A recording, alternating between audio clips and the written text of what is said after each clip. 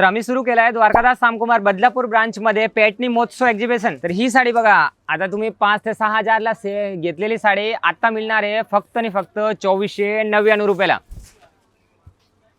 तर ताई साहेब आपला ऑफर सुरू होतोय 20 जून ते 15 जुलै पण, त्याच्यामध्ये तुम्ही 6000 7000 8000 ला घेतलेल्या या पेटण्या सिल्क साड्या आता मिळणार आहे चक्क 50% डिस्काउंट मध्ये।